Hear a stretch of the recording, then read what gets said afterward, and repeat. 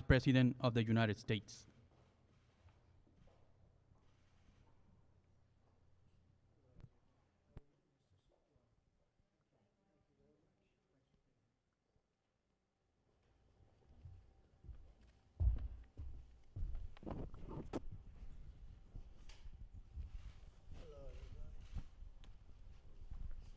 Well, thank you very much, and we're here to talk about a very important subject, education, but also opening our schools.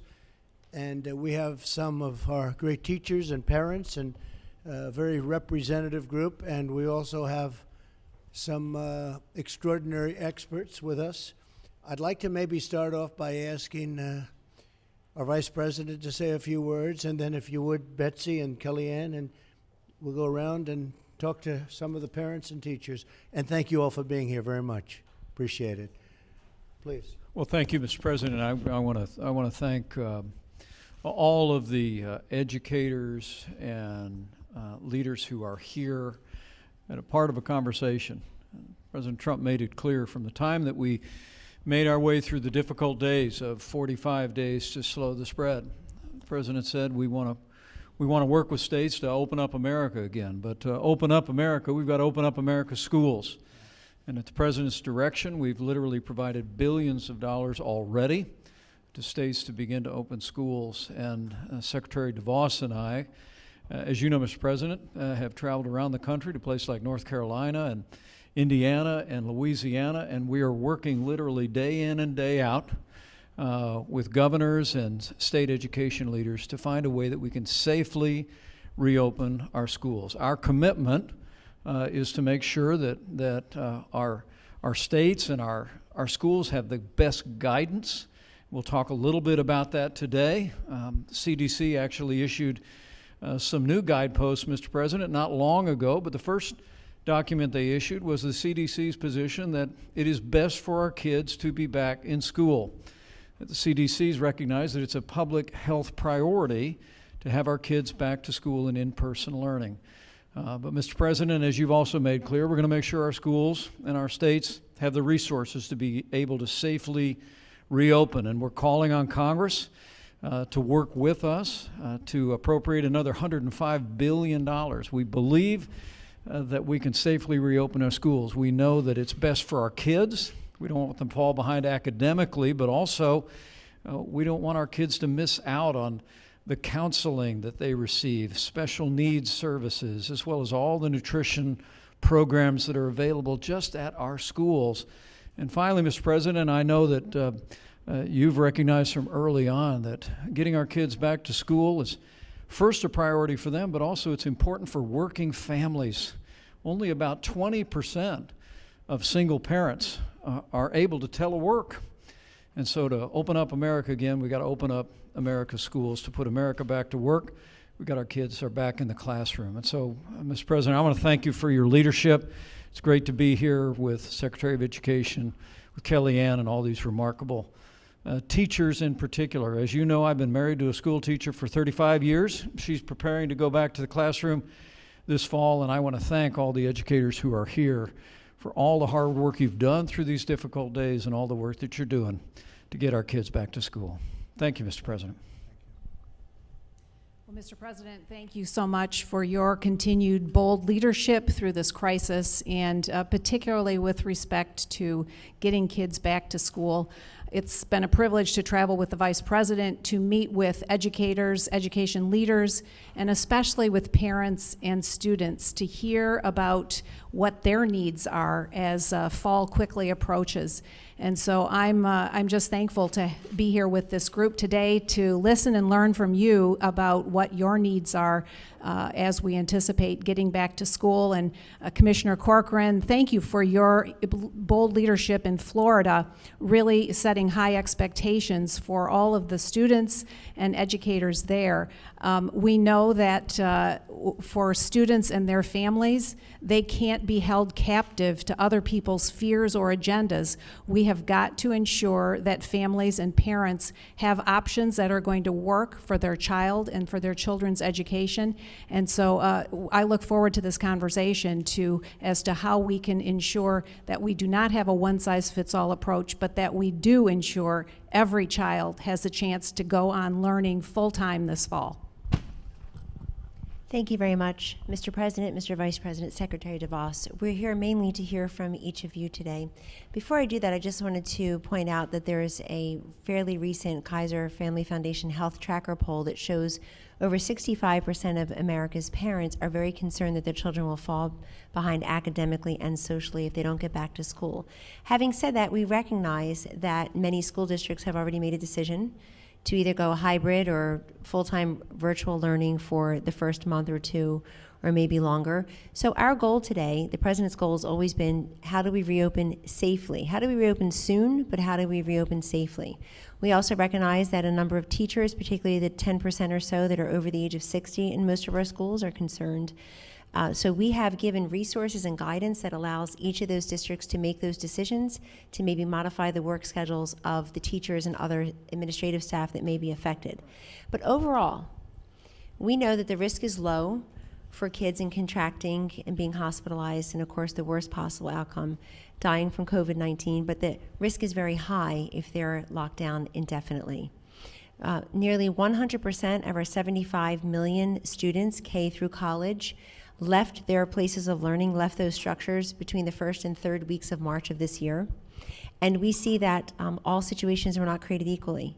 The lack of digital assets was very obvious for many of our students, the lack of nutrition, the lack of social and emotional and mental well-being and development. But also, we heard from many school administrators and teachers, they're concerned because roughly 1 out of 5 child abuse cases are detected in schools. So we have to also think about all that we don't know and all that is being lost for these children by keeping them locked down indefinitely. So in the interest of opening soon and safely for this entire country, Mr. President, we'd like to start with Elisa from Waukesha, Wisconsin. She's a single mother and a small business owner. And her son, Luis, is entering a public district school a public district school, the 9th grade, I believe, freshman year for Luis. Correct. If you can tell us a couple of things, Elisa. First of all, what were the relative advantage or disadvantage of him being a bilingual student when you had to go virtual learning? And then we understand that your school district has not yet announced a reopening plan, and we're in pretty much mid-August. So can you address both of those for us? Correct. Yes, we as the parents, we had to take a survey regarding either going back to school or going virtual. So at the moment, we, like you had mentioned, we do not have an answer yet. Hopefully we do, and I'm hoping that we do go back because all the details that you just mentioned are very critical and important, and I am 100% of what you guys are saying at the moment. It was kind of difficult for him because it's really hard being bilingual and having to learn 2 different languages. And but with the help of teachers and the community, he stood up and did a great job. That was the advantage, that when he needed help, teachers were there to help him and, fulfilled whatever gap, was not being covered. And so he did pretty well after that. But you like going back immediately, right? Oh, yes, 100%. A lot of people agree. 100%. A lot of people agree with Yes. that. Thank you. You're welcome. Very good job. Dr. Paul Peterson is the Director of the Program on Education Policy and Governance at Harvard University and Hoover Institution Senior Fellow. Dr. Peterson, we've heard an awful lot, including from the President and the Vice President, CDC Director, and others, about the relative problems that children could face if they are in indefinite lockdown. Would you please expand on that as a doctor? Well, we know that if for every year that you spend in school, in the future, you will earn 10% more in lifetime earnings. So if we lock down schools for a year, we assign this generation of students to a 10% earning loss in the rest of their life. I mean, this is profound. That the costs are vastly greater than people have appreciated.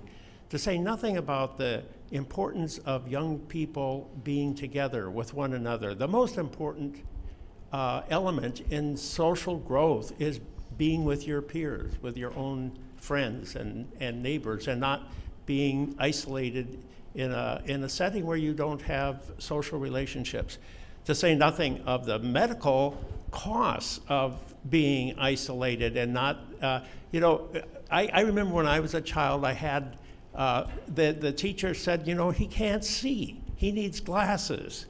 Well, I've got some new eyes now, so I can see, but yeah, you are told in school what the problems are, and then you can get those problems solved. All those things are out the door if you're not in school. So sitting in isolation with a computer, looking at a laptop, is not the same as being out there in the real world? You know, at one time, Mr. President, I thought digital learning was the future, but we have learned through this COVID crisis that we haven't got digital learning to the point where you can really engage young people. They've got to be in that classroom. They have to be with their peers. So if you're a presidential candidate and you're sitting in a basement and you're looking at a computer, that's not a good thing? Sounds like it would be the same. Well, I won't put you on the can't spot. I'm not going to put comment you on the Thank you very much. A lot of truth to that. Hypothetically speaking, yes. I don't know a single parent who thinks their kid needs more screen time, to your point, Dr. Peterson. Lynn Gronseth from Arkansas. You've been a special education teacher. I think you're entering your 19th year, but you also are considered higher risk for contracting Yes. the coronavirus since you have asthma. Is that correct? Yes. Tell us how you feel about going back to school or the My students. son's a physician, and I will say radiologist at Stanford. And so every time there were rumors and myths, I just called him and said, what are you hearing there? And he never once, not once, said, please don't go back. He knows how much I love my special education students, how much they need those special resources like your speech, my other colleagues provide. The instruction was extremely difficult for my students. A lot wouldn't come to the Zoom meetings. It's just so different. But what I was going to say is I typed the protocols from Springdale Public Schools, and I'm very comfortable with them. They've gone beyond the call of duty. I gave that to my allergist, emailed it to my son, and both of them gave me, with precautions, the ability to go back. And I want to be there for my students and help them navigate through this and make them comfortable to come back safely. Thank you. Thank you. Thank you. Dr. Melanie McGraw Piasecki from Charlotte, North Carolina, a neonatologist, but also a mom of 3 who I think has been home with the kids, helping them navigate the online world of learning. Could you tell us, both a mom of 3 who's been home with them, but also through your medical experience, how can we learn to safely and quickly return to school? Sure.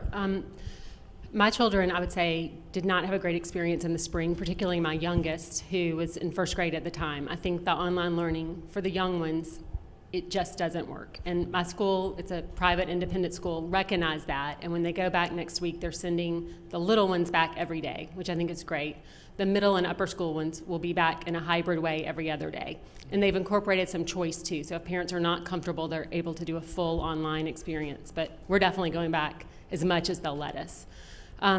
In terms of being a pediatrician, I just think the science is so clear that the risk of death or hospitalization for children with this virus is so, so low. But we know the risk of missing school are catastrophic. We probably don't even know how high they are yet, and they cover so many different areas. So I feel like, Mr. President, thank you for your leadership on trying to get students back in school safely. So appreciate it. And the concept of every other day seems a little ridiculous, right? If you're going to do it, you do it. If you're not going to do it, the concept of going back, even from a management standpoint from the school, every other day seems very strange. I think the idea is they're going to take half the student body on A days and half the student body on B days. And so they can socially distance in the facility doing it that way. And then if you're at home, you'll be watching it on technology. Okay, but you'd rather see them go back, period, right? I would. You'd rather not see that That's at all. right. That's Okay. right. Great job. Thank you very much. Nilsa Alvarez, hi. It sounds like your children are back in school following a decision that you and other parents in Seymour, Tennessee had to make with respect to whether to keep them at home and learn virtually or go back to school. You chose to go back to school. Why, and how is it going so far? Well, the why is very easy. I'm a Hispanic small business owner, so I need my kids in school to run the business. And I know a lot of families, it's a struggle if you're working your business and being teacher at the same time. It's just not easy. But we've made that decision, and I really want to thank the leadership of Governor Bill Lee, who emphasized to the school districts to offer the options of in-person learning and virtual so that parents would have the freedom to choose which education route would be best for their child. The parents in my area and at our school decided to send our kids back. Our kids are excited. There is social distancing. There's a lot of protocols in place. Their temperatures are taken every morning. Everything is going very smooth, but what is really good is that my son and daughter, they understand the seriousness of the virus for those at risk. So they're keeping an eye out for those who are at risk so we can look after them. We have a group chat with the parents, and we're communicating all the time if there's any symptom so that we know if something's happening or not, whether we send our kids back to school that day or not. And because the virtual class is happening at the same time, our kids will never fall behind. That's great. Thank you very much. Well said. Claudia Vyadaris, you are a kindergarten teacher at a public school, and we understand you had a very successful in-person summer school experience, which may be very surprising to some people here that actually was happening this summer. Can you tell us that from Lubbock, Texas, and also how does that portend for a successful in-person fall? Yes, I'm from Lubbock, Texas, and I teach at Ramirez Elementary. And we did have a really successful summer school. There were no outbreaks. It was in person. There were precautions with social distancing, 6 feet apart, and children had to wear masks, 10 and older. There was temperatures taken for the staff and the students. And this year, our parents had the choice whether to do virtual or in person. And so far, we have 70% wanting to be in class. And so we're ready to go, and we start Monday. Very exciting, right? Thank you. Thank you for all of your leadership with this. Thank you very much. Say hello to everyone. I know the area well. It's great. Thank you. Thank you, Mr. President. Mr. President, you heard from a couple of our last speakers something that you actually have made happen in signing the CARES Act. There's about $13 billion worth of funding, and I was briefed by an HHS official this morning who said only 4% has been tapped into. They can use that to help them with the temperature checks, with the testing, however they wish to use it. So we would really implore those states and those local school districts to take advantage of the money that you and the Vice President, the Secretary, and others have already secured in a bipartisan fashion. And what I'd like to do is I'd like to see the money follow the student. If a school is going to be closed and we're giving all of this money on the federal basis to a school, and if a student is going to go to a different school, really at the choice more of the parent, in all fairness, than the student, you know where you want to go and what school you want to bring the student to. I think the money should follow the student, and that's something that we want to do. We're having a hard time with the Democrats. They want the money to follow the union, to be honest. It's very simple. Give it to the union. But the fact is, give it to dues, because the union people are fantastic people in there. But the people that run the union, it's disgraceful, and the dues that they charge the teachers, and that's what it's all about. So I would like the money to follow the student, and this way you can make your own choice. If the school is closed, why are we paying? If a school is closed, why are we paying the school? I'd rather give it to the student, the parents, and you do your own thing. And to me, it makes a lot of sense. Secretary DeVos. Well, and I would just add to that, Senator Tim Scott has a bill introduced in Congress that would do just that, would empower parents to make the choice for their children to find the right setting and the right fit for them, depending on their circumstances. And with the President's bold leadership here, I think we can get it done. Congress can do the right thing on behalf of parents and their kids. So, Mike, we'll let him know we're in favor of that. Tim Scott is fantastic, and the bill is really good, so why don't we do that, okay? We will, Mr. President, I assure you. Excellent. You've always been the school choice president, the school choice candidate. I know as governor of Indiana, Vice President Pence expanded charter schools and other educational freedom opportunities. And I will say that we as a nation can philosophically and politically differ on many issues, but I've never, ever heard a very compelling and persuasive, memorable reason why people oppose the kind of school choice that the two of you are fighting for.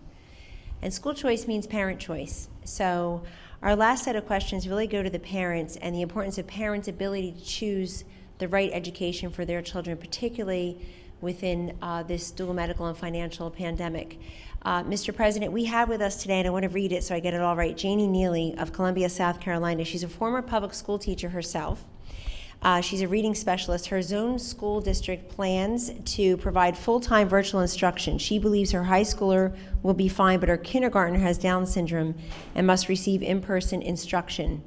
Janie's husband, Chris, is here. He serves as the chairman of the President's Committee for People with Intellectual Disabilities. Thank you very much for being here, Chris, and God bless both of you and your children. Would you like to tell us a little bit, Janie, about how you're approaching this school year? Absolutely. When schools closed in the spring abruptly, it was especially difficult for families with children that have special needs, because for us, it was like falling off an early intervention cliff. Schools not only provide the academics for students with special needs, but it also provides the much needed therapies and services to address developmental delays. And the structure and routine of school day is so critical for this population of students. It simply cannot be replicated in a virtual platform, and especially for a kindergartner with Down syndrome.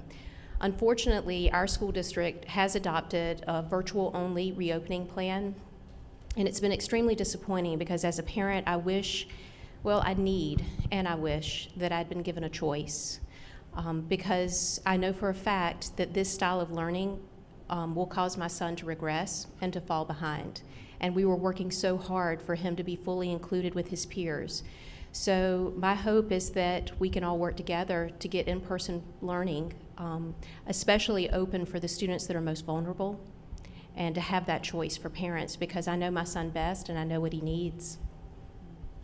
It's really well said. So it's been a burden, a tremendous burden, and what you've been through has been a great burden, obviously. How do they change that? How do they change it? What would you recommend? I think families with children with special needs were already carrying a pretty tremendous burden. We are constantly incorporating different therapies and things of that nature. What's nice about it being incorporated in the school is that it happens during the school day. Unfortunately, in my situation, we've now been forced to change and to find another school option for our son. We're fortunate because a lot of families don't have that option, because smaller schools, private schools, parochial schools may not have the staff and the structure to accept children with special needs. So there's not always that option. We're fortunate in that situation, but now my family's taking on the burden of not budgeting and planning for tuition.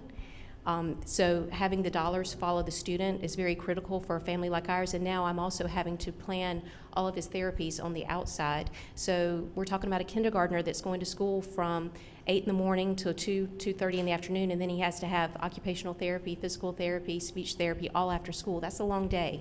It's a lot of work. It is. Thank you. Fantastic job. Thank you very much. Thank you. How did she do, Chris? Good? She did excellent. It's not bad. Not too bad. Thank you. You know, I think the conversation in America right now, the children with special needs have really been left out. And so, Mr. President, I want to thank this administration. Mr. Vice President, when you and the Secretary came to Columbia a few weeks ago, you addressed that issue, that people with disabilities are being left out. And so what we have here are people that are on the front lines in education that are saying we can open the schools for everyone. I visited 2 schools this week in South Carolina that have charter schools. Students are in class, teachers are there, they're learning, they're playing with each other. I mean, it's been a great experience. So we can do this in America. We can get America back to school and make our education system great. That's great. Thank you very much. Appreciate it. Florida's Commissioner of Education, Mr. Corcoran, you spearheaded an emergency declaration with Governor DeSantis basically to meet the demands of parents for in-person instruction. I'm very struck when I read these parent surveys in many districts.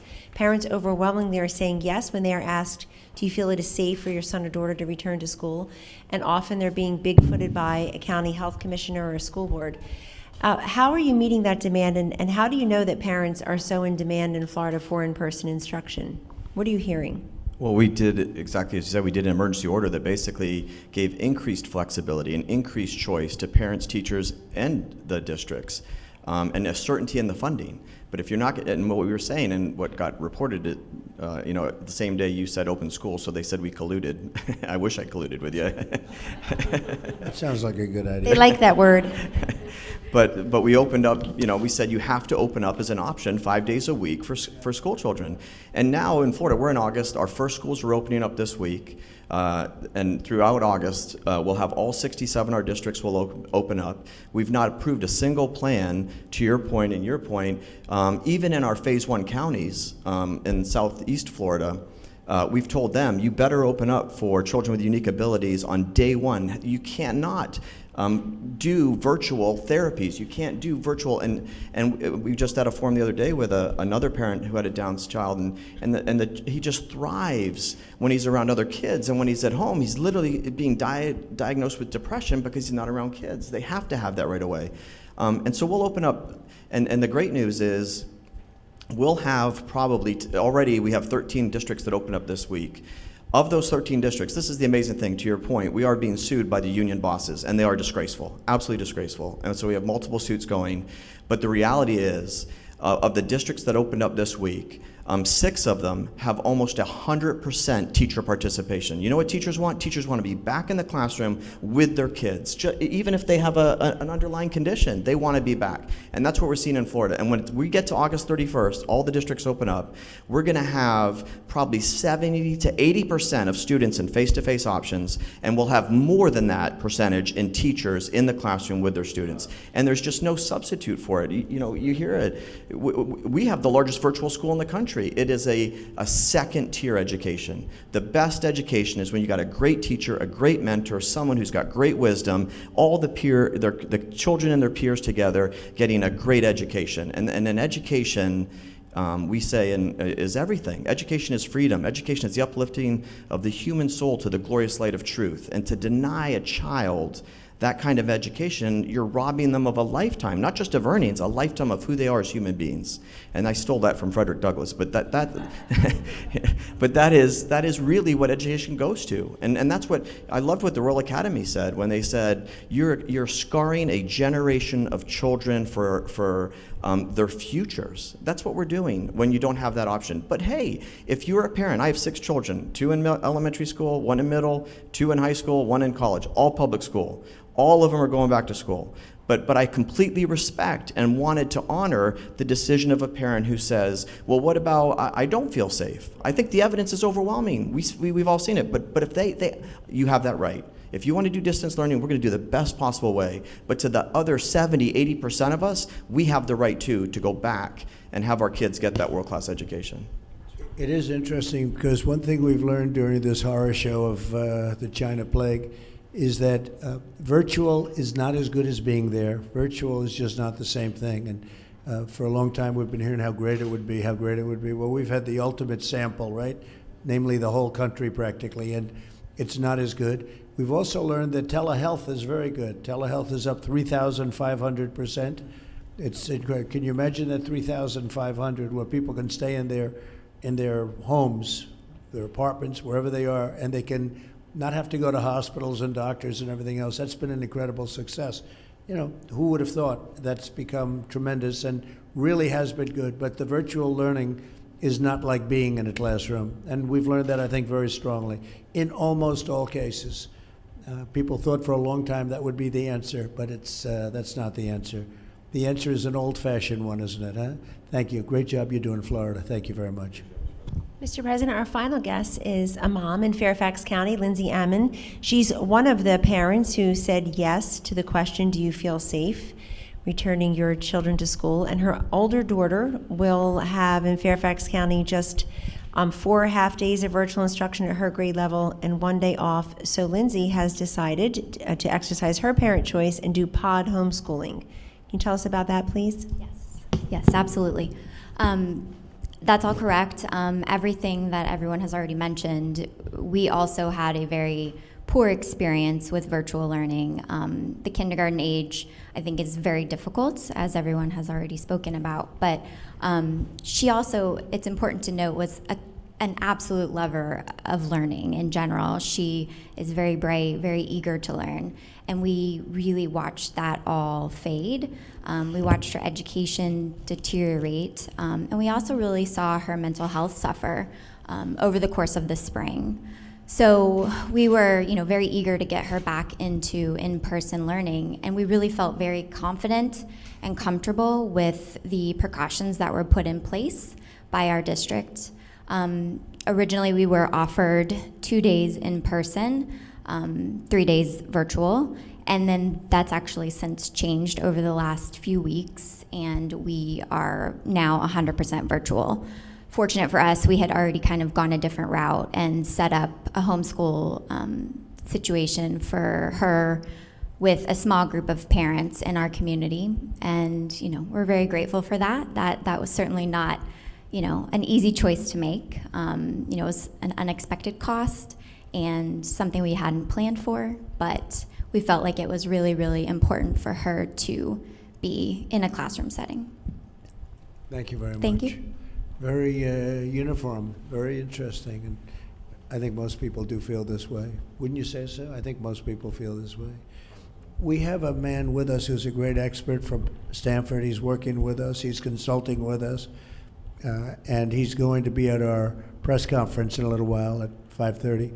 But maybe Dr. Scott Atlas could say just a couple of words, and we're going to be covering it in more detail in a little while. And you folks are, if you're interested in watching, we'd love to have you.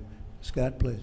Okay, thank you, Mr. President. It's a great honor to be asked to help out in any way I can, and the event I thought was terrific. I want to thank everyone for participating, and sort of to reiterate the bottom line on this, as the President and Vice President and Secretary DeVos have said, which is we know that the risk of the disease is extremely low for children, even less than that of seasonal flu. We know that the harms of locking out the children from school are enormous.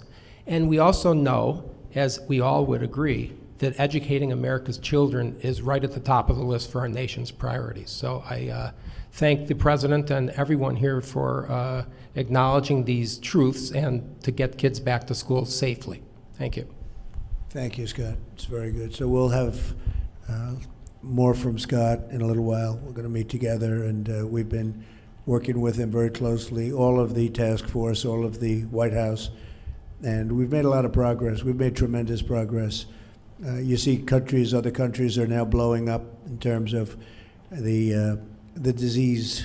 You call it what you want. So many different names for the disease, whether it's China virus and some I won't get into because I just get myself in trouble every time I do, but I'm angry about it, and so is everybody else in this country angry about it. So we will have a press conference in a little while. You'll be seeing the doctor, you'll be seeing a few of the people, and I'll be making a statement. And I think that'll start at about 5:30. I want to thank everybody very much for coming in and being with you. We're on your side, 100%. We're on your side. We'd like to also see football get going. We want to see college football, and I don't know what they're doing with high school football, but I guess it's the same kind of a thought process. So we want to see that happen, and I think some of it will happen. To a large extent, it's going to happen. They want to do it. I'll tell you who wants to do it are the players and the coaches. They want to do it. I spoke with Trevor Lawrence, the great quarterback, and he's very smart. He understood it very well. He said, hey, I'm a lot safer in the field than I am being out there. And he got it. He got it very quickly. Coach O, I spoke with him. He's some coach, that one. He's a great coach, and he feels his players just want to be out there. So we've spoken to a lot of different people, and they want to get out. And our country's opening up. We're opening up very strongly. If you look at retail sales numbers, car sale numbers, used car numbers, and employment numbers, we're hiring over the last 3 months the most people ever hired in the history of our country. So you had a lower base, but nevertheless, we hired a tremendous amount, by far the biggest number of people ever hired during a 3-month period, so for the quarter. So I just want to thank everybody. We'll see you folks in a little while, and thank you very much. Appreciate it. Appreciate it.